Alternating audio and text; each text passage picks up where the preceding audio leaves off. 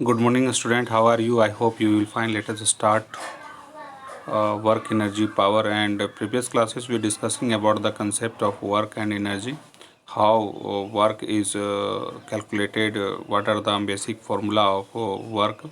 So here classes we discussing that if we find the work, work. Suppose W is the work done, F is the force which is applied on a body and displace a certain displacement S. So Fs we find the work done, and we will also study about the concept of how work is happening. So let us we study about the concept of type of work is done.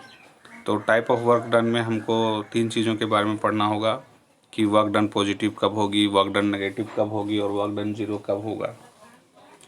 Suppose कीजिए कि एक block है, इस block पे हम force लगाते हैं, body move नहीं करती है, डजंट मूव बॉडी, ये बॉडी डिस्प्लेस नहीं होती, मूव नहीं करती एक प्लेस से, इसी पोजीशन पे रहती है, जबकि हम इस पे 10 न्यूटन का फोर्स लगा रहे हैं। इसका मतलब इसका जो फ्रिक्शन फोर्स है वो इतना ज़्यादा है कि 10 न्यूटन फोर्स को अपोज कर रहा है, जिसकी वजह से बॉडी मूव नहीं कर रही है। तो फॉर्मूले के हिसाब से work done equals to force into displacement. Force हमने 10 लगाया और डिस्प्लेसमेंट हमारा 0 हुआ है, तो वर्क डन 10 इंटू 0 0 जूल, तो वर्क डन हमारा क्या होगा 0 जूल। तो आपको ये पहला वर्क डन का टर्म एंड कंडीशन समझ में आएगा कि वर्क डन 0 कब होगा। नेक्स्ट सपोज कीजिए एक बॉडी है और इस पे आप फोर्स लगा रहे हैं, इस डायरेक्शन में बॉडी मूव करके यहाँ चला गया, ये बॉडी मूव करके यहाँ पे मूव कर गया, ये मान के चलते 4 मीटर डिस्प्लेस हुआ। तो जिस डायरेक्शन में आप फोर्स लगाए हो, इस डायरेक्शन में फोर्स लगाए हो, बॉडी भी जो डिस्प्लेस हुई है इसी डायरेक्शन में हुई है, तो वर्क डन हमारा पॉजिटिव होगा। तो वर्क डन इक्वल्स टू होगा फोर्स इनटू डिस्प्लेसमेंट।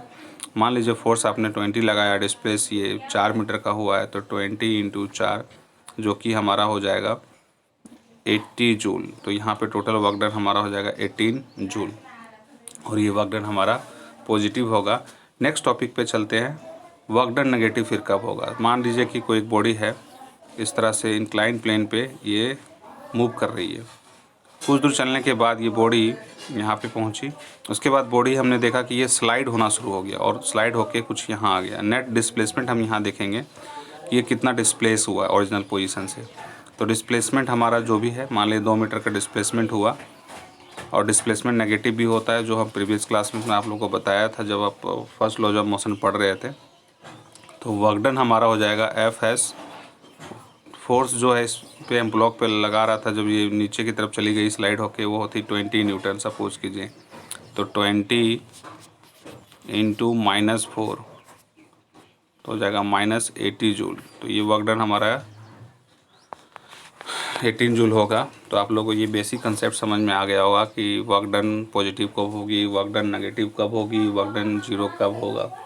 अगर जिस डायरेक्शन में फोर्स हम अप्लाइड कर रहे हैं, इस डायरेक्शन में फोर्स अप्लाइड कर रहे हैं और बॉडी स्लाइड होके ठीक उसके अपोजिट डायरेक्शन में मूव करने लगे, तो समझिए वर्क डन हमारा जीरो होगा।